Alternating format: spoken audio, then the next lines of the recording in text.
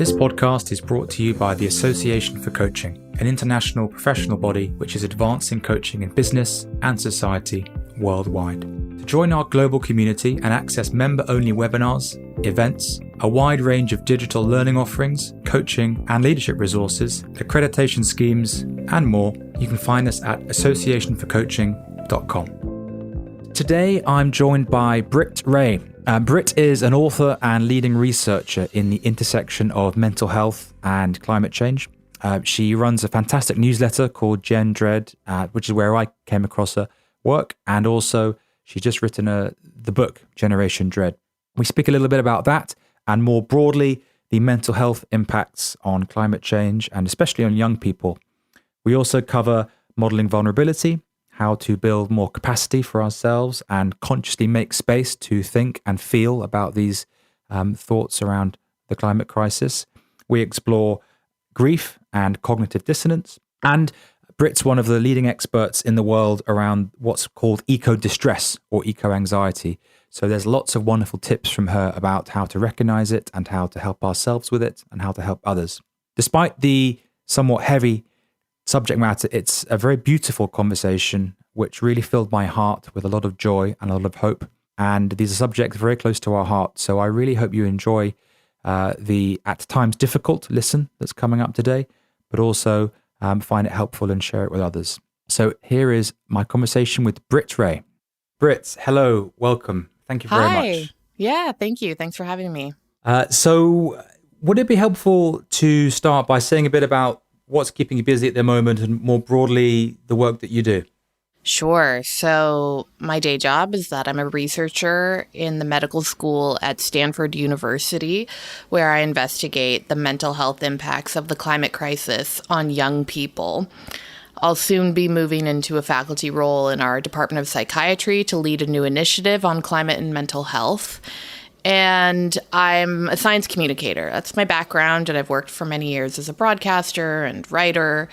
And now that my focus is on climate mental health, my most recent science communication activities, of course, pertain to that. I have a book that came out recently called Generation Dread, which is largely about this evolving landscape of eco-distress, anxiety and grief, and other challenging emotions that people are experiencing around the climate and wider environmental crisis and ways of coping and looking towards how the mental health field needs to shift and reframe itself towards this crisis. Mm-hmm. And I have a newsletter called Gen Dread, which is about staying sane in the climate crisis, general insight sharing about all of this stuff. But I suppose that's enough to get us started.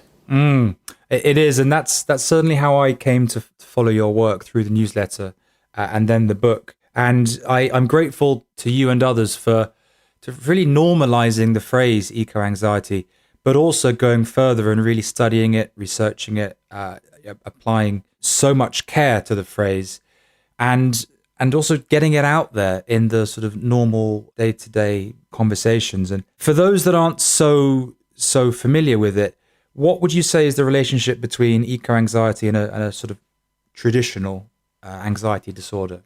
Well, the relationship is really that there's not the typical pathological way into eco-anxiety as there is with generalized anxiety. We have a lot of data now to show that you don't need to have a pre-existing anxiety disorder in order to feel eco-anxiety. And this points to the trouble with the word. We might assume that eco-anxiety refers to a diagnosis or some kind of mental illness. It doesn't. A consensus has formed in the field that this is a non-pathological, actually very rational and normal distress to be feeling because of the very real threats we face with the escalating planetary health crisis to our ways of life, to our safety, to our health and well-being. And it's what anxiety is actually meant to do, is point out things that are under threat that you care about, that you ought to mobilize some resources around protecting so you can change the situation and increase your ability to survive through it and cope and be well. So that's really what's going on with eco-anxiety. But we also know that eco-anxiety isn't just anxiety. It's really an umbrella of feelings that a person can feel when confronting the crisis at hand. That includes being wound up and hypervigilant about what might happen given the intense uncertainty that we're forced to deal with about how bad these climate disasters are going to get in our lifetimes, what that means for passing important climate tipping points, and of course the knock-on effects of food shortages, supply chain interruption, migration crises, war. It's a lot for a person to handle. So anxiety is a natural response. But then there's also grief for the losses currently underway, for species going extinct, for landscapes that are changing, along with important cultural identifiers or livelihoods, traditions that we might have in our families or cultures that are tied to changing and eroding landscapes. There's straight up fear. There's a sense of anger or burning rage at the injustice of what's happening, especially given the longstanding activity of the fossil fuel industry to actively endanger us for profit, and leaders who are protecting that form of engagement from the fossil fuel industry. I mean, there's all kinds of challenging emotions people report, and there's a sense of hopelessness or despair or helplessness, powerlessness, sadness. So really, I think it's more accurate to talk about eco-distress as this grab bag of difficult experiences on an emotional level a person might be going through. And it also helps us not pathologize it and not just relegate it to the realm of anxiety disorders, which we know it isn't. But that doesn't say that if you have an anxiety disorder, that eco-anxiety or eco-distress isn't going to make you more anxious. Of course, it adds a very realistic thing to get anxious about. So it can be potentially particularly hard for folks who are already quite anxious. Thank you for the clarification there. And there's one, as a coach who, or I call myself a climate conscious coach, and I'm part of a field of coaches who are comfortable encouraging people to have conversations of this nature. There's something that I really appreciated in what you talk about, which is the really big, messy, systemic nature of this conversation. You used the phrase, which I loved, hyper object, from, I think, Timothy Morton. And that, well, maybe you could say a bit more about that, but for me, that conveys the complexity and the difficulty for us to cognitively understand it, because it's so vast and so complex. And I really appreciate how you gave some space to honor how vast and complex this subject is. Yeah, it's really hard to wrap our heads around, because as the hyper object, which philosopher Timothy Morton gives us, identifies, it's between everything. It's so vast and all-encompassing that we see it everywhere. Once you know to look for it, it's in your energy bills. It's what's coming out of your tailpipe if you don't have an electric car but still drive. It's plastic waste in the oceans. It's concerns about future generations. It's the way that we vote. It's everywhere. And when it's that vast and we can't see where its boundaries are, and if you don't know how to find that site to intervene because the doorway is not clear or the start or stop of it can't be found, then it's just so overwhelming and we can't think clearly through it. Yet we have a lot of feelings of being burdened by overwhelm. So that is very difficult for any individual to reconcile within themselves, given that no sole person can solve this. And yet it's everywhere in their lives, and the concern is existential in nature. And the solutions reside in massive shifts within the interlocking complex systems that we live in. So, I mean, it's for all those reasons and more, increasingly showing up in people's nightmares and on an emotional level, that the climate conversation has been typically neglecting for many decades, as we focus so much on discussions of gigatons and graphs and policy proposals, but leaving out that human dimension of what it's doing to us on a psychological level. And it's, if I recall correctly, one of the things that you mentioned in your book was that the result of that dilemma of individual inability to help versus the sort of being able to hold the massive complexity, one of the results of that is sort of black and white thinking or something of a sort of false binary. Well, I can't do this, so we're screwed. It's either this or this, and with all the research and your understanding, I'm wondering if you could say a bit more about that. Yeah, it's a really important aspect of how people are often relating to the crisis. When we see doomers, for example, touting that nothing can be done, it's already too late, the only options are available are to compassionately tell people you love them before everything sinks or collapses. The idea that action is futile is growing out there, and it is dangerous for obvious reasons of becoming a self-fulfilling prophecy. If people do not believe that we can make change with action, then the motivation is not present to act.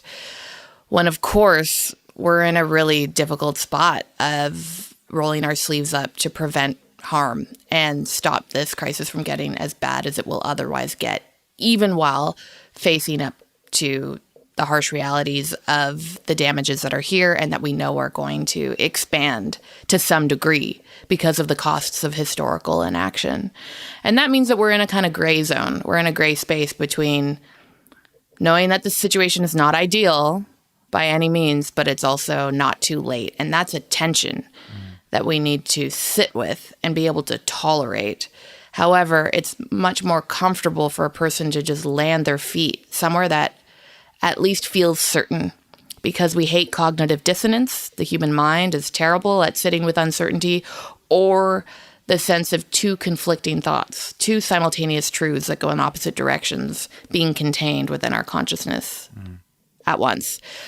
It's much more comfortable if we can split that conceptual complexity into polar opposites, binaries, and then just commit to one. So even if we land our feet in the area of doom and fatalism and an apocalyptic set of beliefs, well, at least it's more comfortable for our mind space, strangely, even though it spells out horrific endings, than being in the tension and in that gray zone beyond the black and white thinking. And of course, black and white thinking is really insufficient for what we're dealing with because this is massively complex, and black and white thinking is incredibly simple, and that's why it feels a bit more comfortable. But it is an incredible hampering to the progress that we can make and that we ought to make and that we are morally capable of, if only helping to not get trapped by these bizarre defenses that we've evolved to help us deal with a very complex world and life when reality gets tough to bear. So similarly, you might see people completely dismiss the importance of the climate crisis or just clamp down on really simplistic, techno-optimistic thinking and just hand wave and disregard people's concern, which is a different way of landing one's feet on something that sounds certain, which is it's all going to be fine. Humans are able to fix anything. You don't need to be that worried. Let's keep going. Progress, growth, whatever. And by this way of thinking, it's implied that potentially some of those people are actually very distressed on an unconscious level about the climate crisis, but unable to face it. Yeah, and I'm certainly understanding that sense of sometimes conscious or unconscious repression and the toll that can take. And that stimulated a question for me. Certainly as a coach over the last few years, I've seen not only the industry move online, but also the industry shift towards, as opposed to it seemed a few years before COVID, talking about high performance and individual and team progress, for example. The conversation and the whole center of gravity of the industry seems to have moved so that conversations around stress and well-being and anxiety and burnout and the great resignation and purpose seem much more common, not only in the coaching space, but I know in other sort of helping professions as well. And I'm wondering if you with the last few years we've had with COVID, if you see links or ripples or a relationship between our response to COVID and how that shows up in conversations inside or outside of the workplace and the relationship with the climate crisis. Yeah, I think they have both, as crises, pointed a great many people towards probing what this life is about, why they're here, what they have to offer when almost overnight systems can flip, reality can become surreal, what was once safe becomes uncertain and threatening, and we reckon with our fragility and embrace our mortality, as a global pandemic that has killed so many has forced people to do. And it gets one to question, what are my waking hours for? What am I contributing to? How do I want to leave this world? What am I offering to my kids or others in my community by the way that I'm living? And is chasing capitalist dreams, or, spending all those late nights at the office, or, spending all that time feeling hard done by, whatever it is, really worth it when this is the life that I have? And I think the climate crisis, when one goes through a grief process of facing the distressing emotions that can be at times overwhelming, but also very adaptive and constructive for moving people towards greater purpose and meaningful acts as their way of navigating what's going on, can actually bring someone more alive. And what we're seeing with the COVID Great Resignation is people are finding ways of becoming more alive given the circumstances that are oppressing them. Self-care being enormously important because of the skyrocketing burnout people are experiencing. And I think it points us towards the bigger take-home message here, which is that we need a political understanding of the source of this distress, that this is not about individual frailties or chemical imbalances or something from our past experience traumatizing us into seeing the world this way. This is really mass collectives of people feeling uncared for by the systems in which we're living.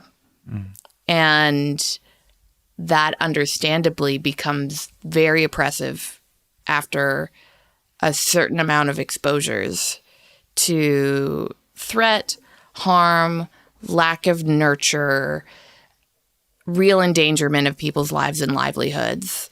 And so the interventions we need are not better mindfulness tools or ways to self-soothe through the oppression, but really a political understanding of what needs to shift, how our leaders need to demonstrate care and protection for society in our health system, in our relationship to the natural world and how we extract from it in terms of pollution of the atmosphere, which is now rolling back to be a number one threat to human health.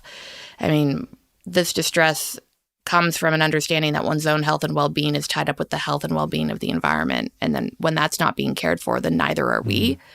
So yeah, in all of these ways, the burnout is rising. The climate crisis is starting to affect more and more people in that similar way as we've seen with COVID.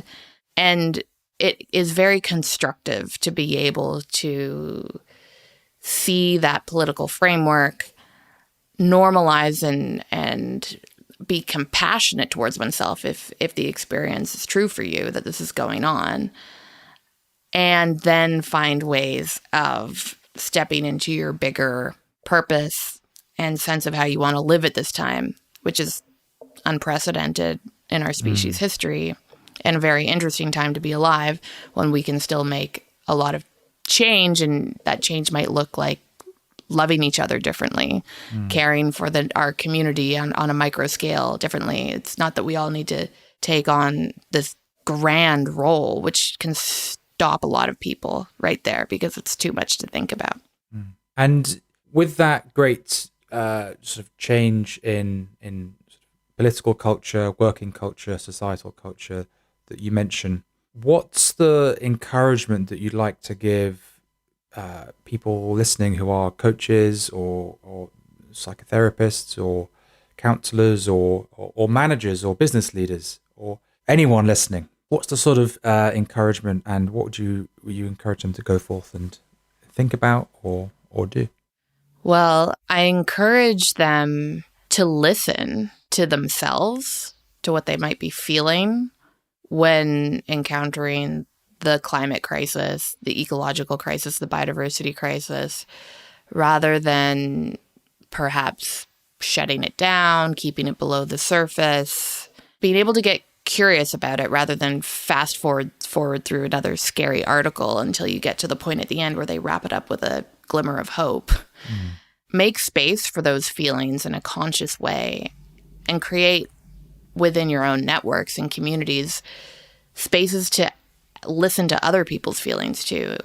Ask them how they're doing. We're often in a very disseminating type of professionalism where we have something to offer, we go in, we give a talk, we have a report to hand over, whatever it is, and it's this one-way communication. But what happens if we move away and from that into safer spaces of really dwelling and exploring and being curious about whatever the widespread emotional reactions we are having to this existential threat? And if we can do that, if we can start to normalize that kind of activity in the workplace, that can unleash a lot of courage for addressing this enormous emergency that is threatening the well-being of our families and ourselves, and of course vulnerable communities around the world, most in terms of predominantly the poorest communities and communities of color that had the least to do with causing this crisis. And yet it also affects everyone everywhere on the planet. So being able to, I would say, help shift the norms towards that kind of curiosity can allow for an unbelievable amount of not just personal relief if one is bottling this up, finding those validating spaces, normalizing spaces, places to have the mirror held up to one's concerns, but then also opportunities for bridge building and getting real about how one can address this in their own way, through their own skills, talents, professional posts, what have you. Those massive changes that we all have a role in playing don't happen if we're not talking about this, and talking about this in the urgent and emotional and raw and heart-centered way that we can, in order to become more successful at getting closer to right relationship with the environment. There's many, many things in our systems that prevent that, but we have to all work towards getting in right relationship with planetary boundaries. And it is a life or death issue. And we do need 1 billion climate activists at this point. And climate activists are very loosely defined when I say that. You can be a teacher, you can be a doctor, you can be a musician. You don't ever have to hit the streets with a placard to be a climate activist today, because it's an all-encompassing systemic pressure. We can come at it through all the levers that we have available to us, but we need to address it, feel it, and I argue, let the distress rise to the surface for the transformative work to really take place at this really late stage in the climate crisis. And some researchers who I very much admire, looking at the ecological grief and eco-anxiety as a social phenomenon, wrote in The Lancet that although these feelings are very uncomfortable, ecological grief and eco-anxiety may in fact be the crucible through which humanity must pass to take on the life-saving actions that are now required. And so there's a very empowering, activating, and constructive opportunity here with the emotions if we give ourselves the opportunity to feel them. Yeah, I mean, that certainly resonates with some of the work that I've done in the last couple of years, which is, in a way, giving people in working culture the sense of permission to talk about the climate crisis, to talk about feelings, to talk about how they're feeling about the future. And I've definitely encountered a sense of relief at sort of culturally being allowed to talk about it, because certainly British culture that I've grown up in, it's been something that's often scoffed at or people find incredibly uncomfortable. And I'm really proud to be part of the conversation, which is helping to normalize not only conversations around the climate crisis, but the wider conversation around systems change and what's led to the climate crisis, which, if I'm understanding your work and your theories and a lot of theories and my own intuition, it really comes down to emotions and feelings more than thoughts. It sounds like working culture and a lot of how we operate, we're very good at doing at the cost of allowing space to process, recognize, and talk about our feelings. Have I got that right? It's a key ingredient that has been missing. I don't want to disregard the importance of rational thinking and solutions-based approaches that come from science and other forms of mainstream constructive attention to a problem. However, the neglected, belittled, dismissed, and abandoned key factor for change is emotional and psychological, and also rooted in what our unconscious is often doing to deflect us away, to turn away, to pretend ourselves away from this very difficult reality. So, yes, my message is rooted in highlighting the importance of this emotional work as a very key tool in the toolbox that we've absurdly not been exploring at scale, given that this is an anthropogenic problem. It's human caused, therefore caused by human behavior, and yet the behavioralists are typically not at the table when talking about solutions. The people who truly understand human motivations, desires, and how we come to act from complex emotional spaces and realities and biases. I mean, that needs to be part of the conversation. I agree. And well, you spoke about activism a moment ago, and I really connected with the sentiment that activism isn't only external, there's also internal activism. And I'm wondering if I could give some airtime to you to say a bit more about internal activism. Yeah, so a climate-aware therapist named Caroline Hickman was where I first heard the term internal activism, and I've since glommed onto it because it's the best description I've found for what's demanded of us in a long-standing existential type of crisis, such as the climate crisis that we know we can't fix, solve, somehow push out of our human experience for the rest of our lives. Even though it will change and shift, there's no way to easily reconcile this. And yet, while dealing with an increasingly turbulent, warming world, we're going to have to somehow help ourselves be strong enough, resilient enough, cloaked in enough love, care, connection, and community to be able to both take on the opportunities that we have to mitigate the worst effects, to prevent it from getting as bad as it otherwise will, while simultaneously adapting to the damages that are piling up around us.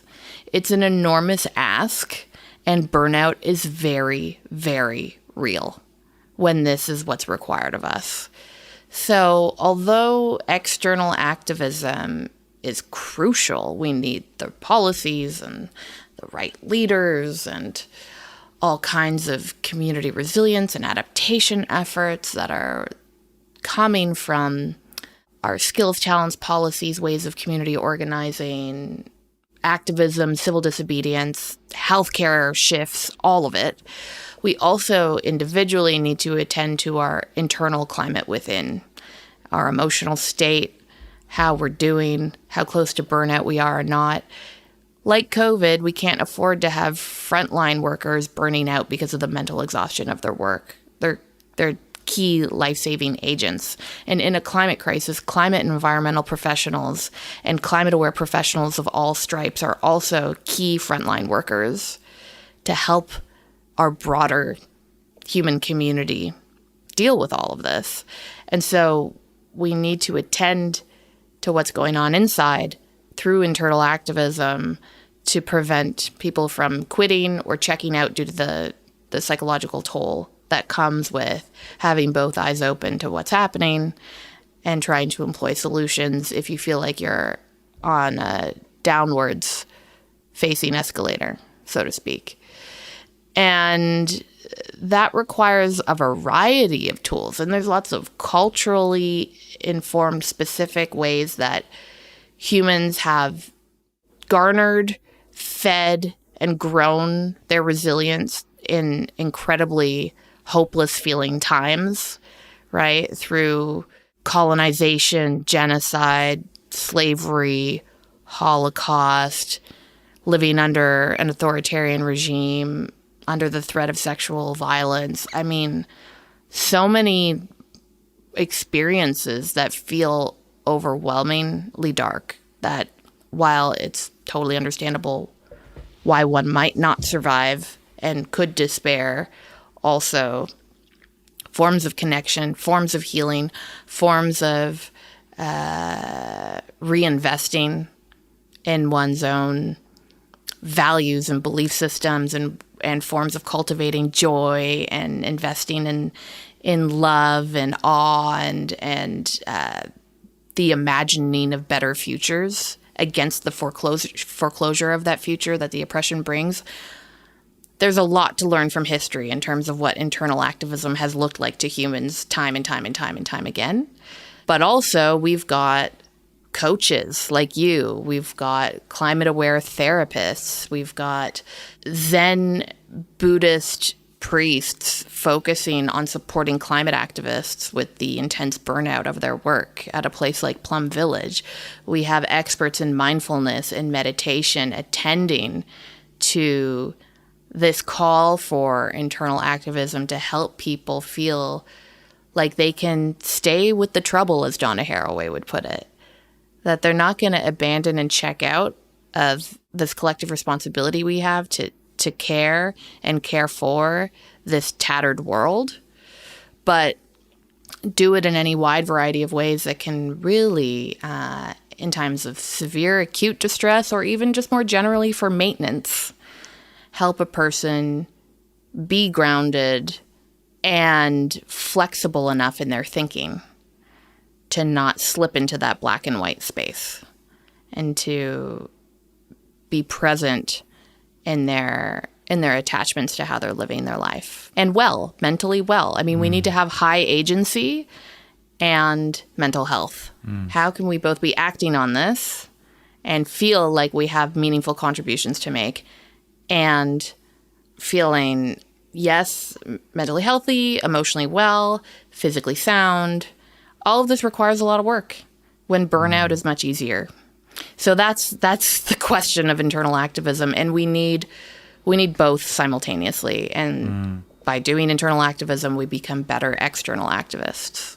Yeah, you've really typified for me one of the nubs of the issue, which is, again, a phrase I really took from your writing was the fact that we're on shaky psychological ground now. You know, we're in the great unraveling, and yet we need to adapt emotionally and as a society very, very quickly. So there's that challenge of adapting under threat. And, you know, hearing you speak about resilience building, and I love the phrase in your book, expanding our window of tolerance. You know, I recently became a father, and I was just discussing with someone recently that one of my key goals as a father to a 7-month-old is to teach and model the skills of resilience and physical and psychological well-being, because I mean the generation coming are going to need it big time. Yeah, so I'm very happy to be part of the conversation in normalizing conversations around feelings, and I think I'm so proud to be part of the coaching industry, and a particular corner of the coaching industry which deals in the conversations around resilience and well-being. May I ask you a question? Oh, absolutely. How are you thinking about modeling resilience building skills to your 7-month-old? And maybe it's not happening yet, but when you conceptualize what it means to father in the Great Unraveling? What are the kinds of insights your coaching gives you for that?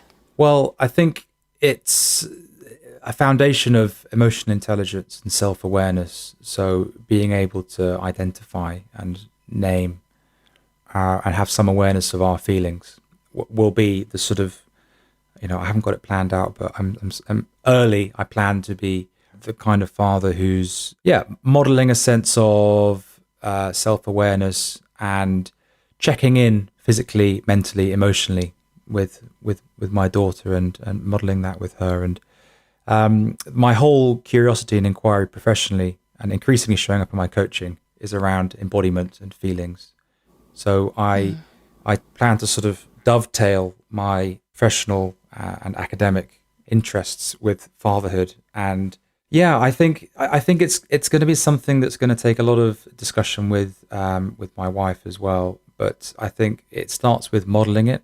And I want to be the kind of father who demonstrates the value of time in nature, for example, forest bathing, and isn't do your homework and then study some more and then you've got to cram for this test, but to encourage a sense of balance and really understand the restorative practices that my daughter, as she grows up, will recognize in herself and encourage those, as well as traditional parenting subjects such as tidying your room and reading and doing homework. So it's a long way of saying I don't yet know, Britt, and nothing comes to mind. I don't feel comfortable with a sort of particular psychological model just yet. But the philosophy's there. The philosophy and it is makes there. A lot of sense. And the humility that I don't yet know, but it will be a negotiation between the three of us.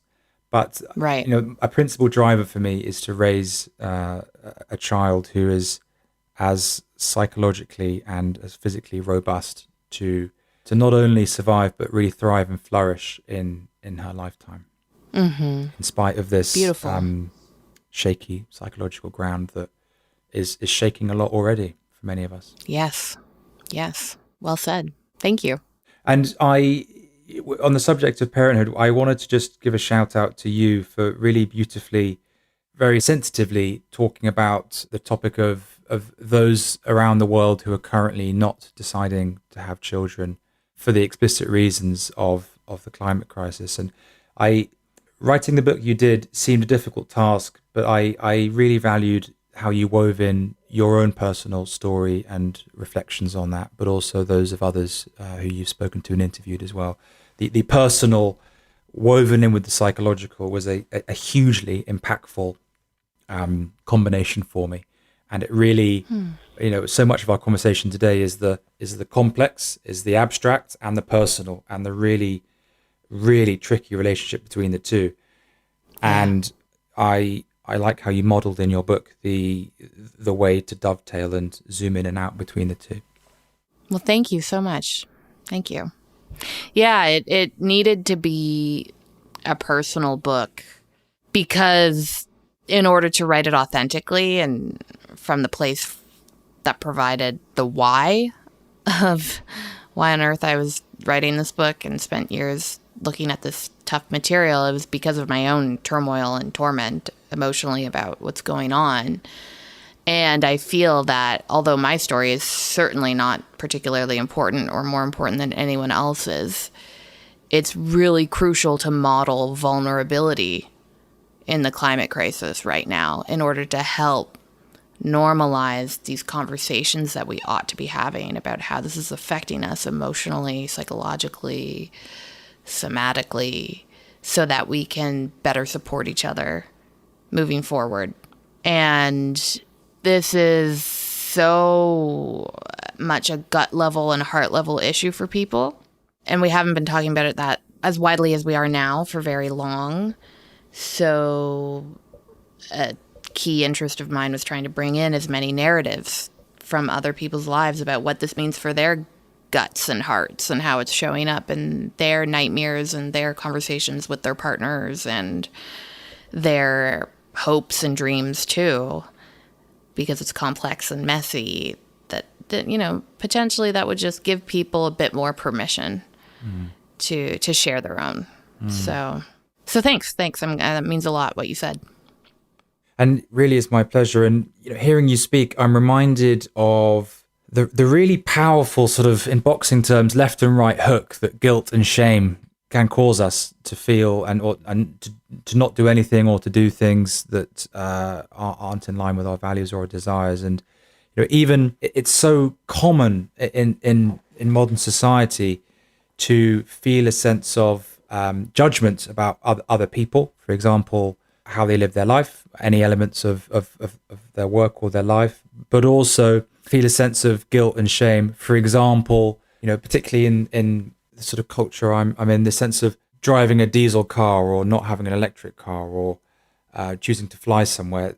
I'm curious what your experience or what your research around those sort of very powerful, insidious feelings of guilt and shame has told you, and what might be helpful to share with our listeners around those subjects. Yes, guilt and shame can shroud a lot of people's relationship to the climate crisis, particularly if living in industrialized nations where consumption is super unsustainable and it feels hard to escape the carbon intensiveness of the lifestyles that we're living. I mean, how do we just unplug and live off the grid in an accessible way? So the problem with that is that it can really feed an inner environmentalist critic that beats oneself up from the inside, constantly berating, saying, oh, who are you to feel this bad? You don't have a right to. Look at that vacation you just took.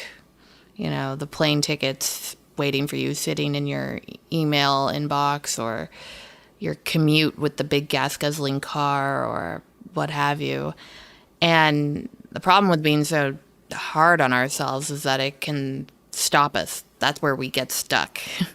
We're not able to move forward when the guilt tripping and associated self-hatred that comes with it is basically then telling us through a variety of means, you don't have a place in the climate movement. You're not a real or an authentic pro-environmental person at this time.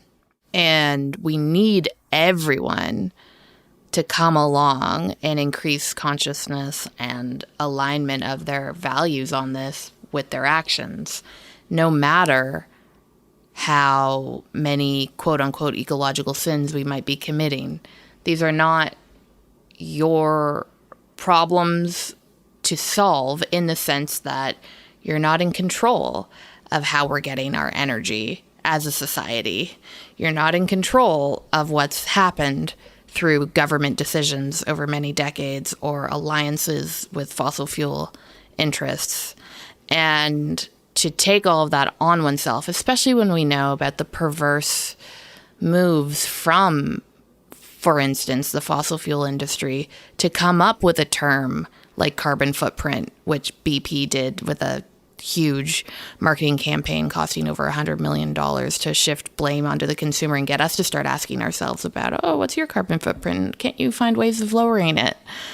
As opposed to those who are profiting off of the pollution of the atmosphere in far outsized ways than any individual consumer. I mean, being able to emancipate oneself through a kind of pedagogy of the oppressed, so to speak, when we understand how oppressed we are by the systems that we're living in and the corporate greed that is still going into actively endangering us in this crisis, that can really help relieve some of the guilt, but also moving in towards accepting some incompleteness and being able to be okay with ambivalence and imperfection and hypocrisy.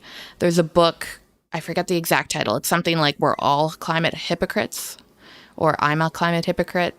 And it's about this exact idea.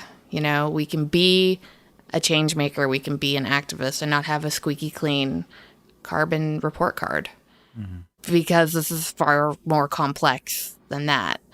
And the generosity, the self-compassion, the openness to the world as it is with all of its messiness allows us to keep moving. It gives that mobility, which is so key for adaptively coping with this and finding ways of making meaningful actions in your life and with others and in your community, which the guilt tripping, the negativity, the inner environmentalist critic tend to really forestall or shut down. So I know I'm a climate hypocrite, so to speak, and I'm okay with that. And the key is to always keep trying. It's a constant negotiation. We don't arrive. We're navigating. We're managing. We're moving through this situation. And we have so many decisions ahead of us in our lives about how we respond. And so being compassionate about how hard that is can help us respond more mindfully. Thank you. Yeah, that's, we sort of step back to that sense of being able to be in something and also trying to solve it at the same time, and the sort of cognitive and emotional complexity. And as we talk about compassion and complex systems, I hear the sort of legacy of and feel the energy of Joanna Macy looming into the conversation and her amazing work at Active Hope. And Britt, as we start to bring our conversation to a close, I know understanding and studying and engaging with young people around the world around this subject is a massive passion for you. And I recall there was a global study that you talked about where you spoke to young people from all around the world. And I wanted to give some airtime to that because it sounded like something of a landmark piece of research that you were part of the team that undertaking that. And I'd love to just give some space for you to share what you found, what you learned from it, and how we can learn from that. Yeah, sure. So that piece of research was a survey of 10,000 16 to 25-year-olds in 10 countries around the world, spanning the global north and south. We were looking in India, Nigeria, Philippines, US, UK, France, Australia, Brazil, Portugal. I think I got them all. And we were trying to understand the thoughts and feelings these young people were having about the climate crisis and what it meant for their functioning. And we found that 45% of the 10,000 young people say that their daily functioning is being disrupted by their feelings about the climate crisis. So the way that they are holding this emotionally is getting in the way of eating, sleeping, concentrating, going to work, going to school, having fun, playing, being in a relationship, just being a young person. And they had very high levels of negative thoughts around the climate crisis. 75% said that the future is frightening. 56% said that humanity is doomed. And 39% of young people globally said that they're hesitant to have their own kids because of the climate crisis. The impairment on functioning, while globally the average was 45%, was way higher. It was around 74% in some of the most climate affected and poorest nations like India, Nigeria, Philippines. And importantly, we found that these very negative cognitions and emotions and the impact on functioning were really tightly associated with feelings of being betrayed by governments and lied to by leaders. So it was the first to show a strong relationship between young people's distress, which is causing extensive harm to their mental health and well-being around the climate crisis, and their belief and perception that leaders and power holders are failing them, are belittling them, abandoning them, lying to them, which introduces this concept of institutional betrayal when people with less power rely on those with more power to protect them, and they can see that they are not upholding their responsibility to do that. That can cause all kinds of psychological injuries. And there's also moral injury, which is when one witnesses something happening that crosses their moral boundary of what's right and wrong, which also has all kinds of effects that have been studied on mental health and well-being outcomes. So what we're talking about is a massive failure of young people, again, rooted in a political understanding of the distress, which then also shows us clear ways through it. If young people were to be supported by having adults, and particularly those with power, listen to them, really validate their feelings, incorporate them into their own actions and plans, a lot of the distress could be massively lowered, even in the absence of the climate healing. That's what we're trying to point out, is different ways of acting and being in solidarity and partnership with young people around this distress can do a lot to help them through it and move towards the kind of resilience that they need to deal with this crisis going forward. But they feel gaslit, basically, by adults, or like they've left the building. There's a quote from Meg Wheatley that comes to mind, which is, whatever the problem is, community is the answer. And certainly in your work and hearing you speak again, it sounds like the solution is not an individual solution, but it's a collective community solution. And we need that support in order to have the energy and the momentum to continue and to be active, be activists externally and internally. Yes. I hadn't heard that quote, but that's a very good one. It's simple and true. It's simple and true. That's how I can remember it. Yeah. And so, Britt, it sounds like in your work and in your new role, you're going to be doing some very important, very interesting research. As we conclude our conversation today, obviously we've got your newsletter, Gen Dread. We've got the book, Generation Dread. What's the best way for our listeners to follow more of your work? Well, thanks. Yeah, definitely the free newsletter. Sign up at gendread.substack.com is the best. And then there's also Twitter. I'm at Britt Wray, BRITTWRAY on Twitter, and on Instagram, Gen_Dread. Britt, what a pleasure and a privilege. Thank you so much for today. Thank you, George. Yeah, I really enjoyed chatting with you. This podcast was brought to you by the Association for Coaching. Discover more business and coaching resources, thought leadership, and online learning at associationforcoaching.com.